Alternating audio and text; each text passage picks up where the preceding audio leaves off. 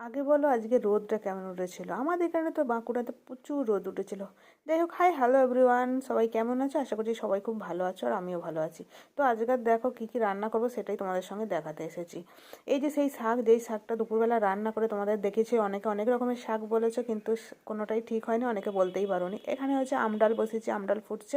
আর এই শাকটার নাম ছিল হচ্ছে আম্বুলি শাক, অনেকে হয়তো চেনো না, অনেকে আম্বুলি শাকও বলে। আর মাছ 3 পিস কালকে ছিল, তো সেই মাছটা দিয়ে আজকে ভাবছি শুধু টমেটো দিয়ে, কালকে আলু দিয়ে করেছি, তো আজকে শুধু টমেটো পেঁয়াজ দিয়ে ঝাল করবো। সেটাও কিন্তু একটু টকটক হবে, যেহেতু রোদ উঠেছে প্রচুর, টকটক বেশ ভালোই লাগবে আজকে, টকটক ঝাল ঝাল। আর এইটা হচ্ছে প্রচুর টক, এটা আম্বুলি শাকটা।